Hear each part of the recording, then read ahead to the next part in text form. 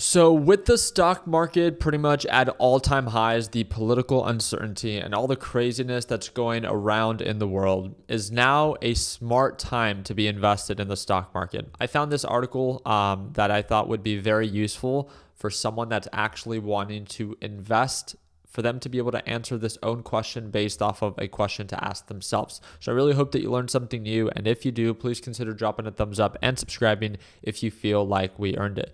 Let me go ahead and start sharing my screen. And the main thing that I want to bring up is this article tells you to ask yourself two questions. What am I investing this money for? Well, I would say in general, most people are investing their money for the idea of making more money, right? But it's the second question that is crucial. Because when we look at the overall NASDAQ market very quickly, you can look at the NASDAQ, you can look at the S&P 500, which is ticker symbol SPY if you're trying to look at the ETF. We can click on the day chart. We are extremely overbought. We are at all-time highs. If we look at the week chart, you could see how overextended we are. You can see that the RSI is at 74 RSI. I mean, the market is overbought. If we go on QQQ, we're even more overbought. We're 70.79. So when you look at overbought and oversold levels, the reason that there is risk when buying at very extreme overbought levels is because when a market goes into a strong rally, it becomes so overbought that a pullback somewhat becomes inevitable. And it's not that the pullback has to happen soon, but this is where, again, a lot of people can get caught on the bad side of a trade. Just think about a lot of the stocks that people were investing in after COVID, right? In 2021, there was Zoom, there was Peloton, there was Carvana that peaked because of specific conditions that were primed for those specific companies. They became very overbought, very overvalued within a very short period of time, and they were never able to recover from that. I mean, I want to be able to show you very quickly and not just talk about it. PTON is one of those companies where, again, we gapped up very, very quickly and then began to pull on back. When we look at CVNA, again, another company that grew very, very quickly and then quickly corrected itself.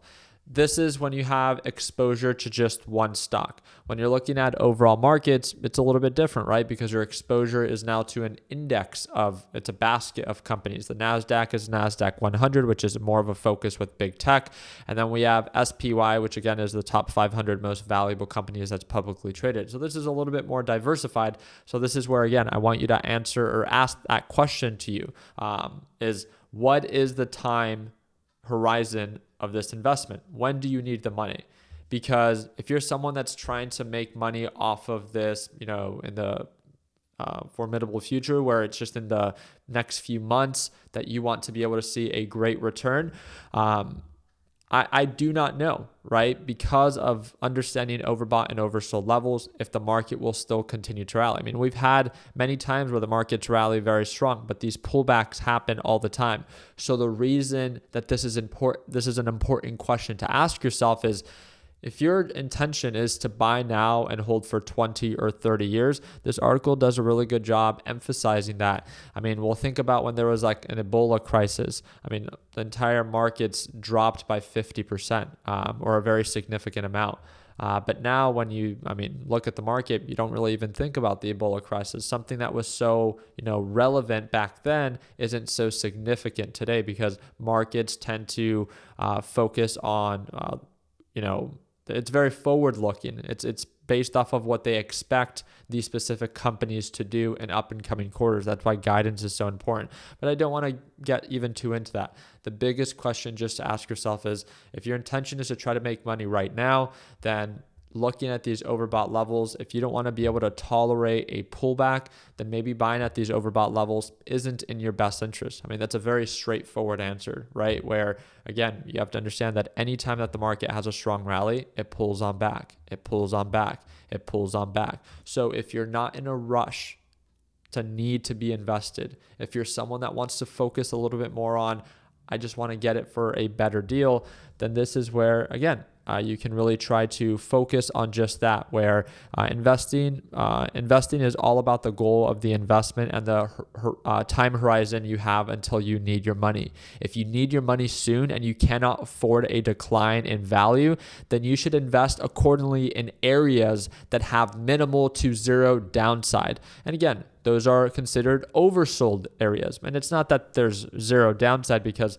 that's very naive to think. There's always some form of downside. But when markets in general begin to pull on back and become very oversold, again, you can look at the MACD, you can look at the RSI. We broke below at this point. It's a 19 RSI. At this point, when the market pulled on back down to the moving average, our RSI was right around 30, which tends to be a pretty comfortable area. 30 for the RSI indicator, it tends to be a pretty oversold range. 70 tends to be a very overbought range, which again is a great example. You can see that the overall S&P 500, when it pulled on back, it hit lows of around 35. It's a little bit more on the oversold side.